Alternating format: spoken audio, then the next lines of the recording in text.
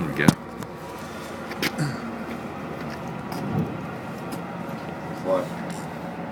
Paul Barrett, ladies and gentlemen. That's it. Hey, how you going? It's pretty obvious. A few of you people think you've seen me somewhere before, but no, I didn't play the lead role in Star Trek. It's a bit of a shame, actually. I'd like to be making movies, but I'm actually an electrician, and I'd just like to share a sound piece of advice an apprentice gave me a long time ago. He said, yeah, I'll never forget this. He said, when I'm up in the roof running around your cables and you're doing a crap in someone's toilet, don't turn the fucking fan on. You know when you're sitting down doing number two and you look down and you notice you've done them little round kangaroo poo-poos? Is it just me or on the way out? Does anyone else get the urge to look in the mirror and go, what's up, Skip?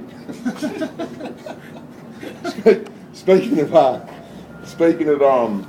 walking through doorways, you know when you see someone walk through a door and they don't open it far enough and they click their shoulder on the way through and they stand there for a few seconds void of all blame, just looking accusingly at the door as though it's all the door's fault. Well, sometimes that convincing, I feel like going over there and backing them up, giving the door a bit of a kick here. What in the fuck was that all about, door? Slam you, door.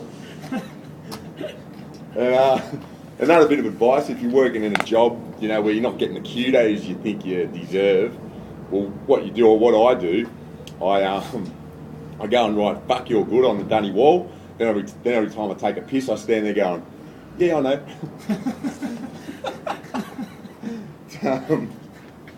Another thing I do, sometimes I like driving through McDonald's drive-through by myself and saying 3 Happy Meals, thanks, because I'm really depressed. This happened a couple of weeks ago, actually. I'd met this bloke at work. I'd known him fucking 2 minutes, and he's already complaining about his back, as though I could do something about it. I said, have you tried the double pump? He said, what in the fuck's a double pump? I went, I don't know if it works. I just like giving people advice. Plus it cheers me up. If I can't afford McDonald's, I'll be like, double pump.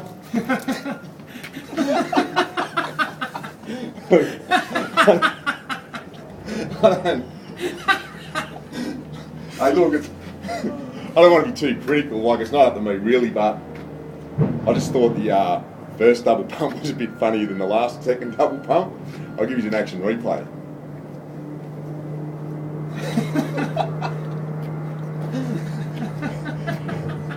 Anyway, there's a few sayings out there I don't quite understand, like someone says something's as boring as bat shit. I don't know if you realise this, but bats, they actually don't have an arse. They eat, and because they're hanging upside down, they shit the food straight back out their mouth, and yeah, I don't know, I just find that shit interesting.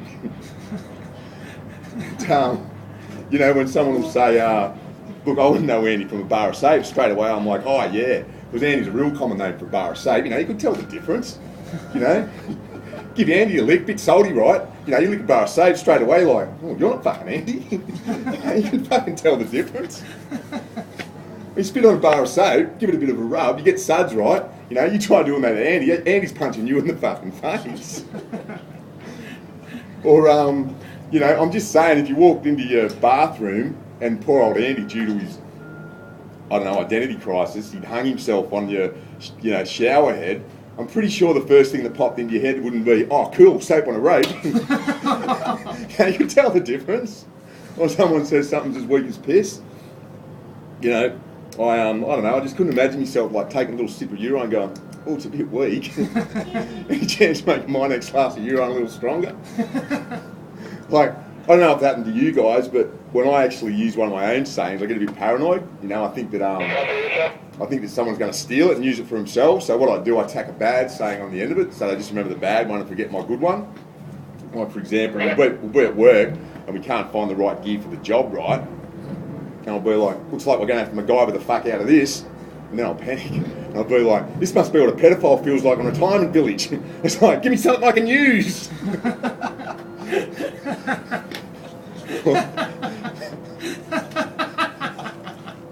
Anyway, is there anyone out there who knows what the lifespan is of the grasshopper?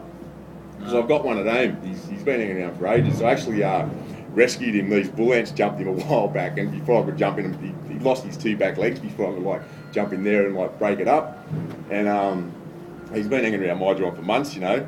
I've had to name him and everything. I've tried to rehabilitate him. I'm like, it's not that fucking hard, Graham.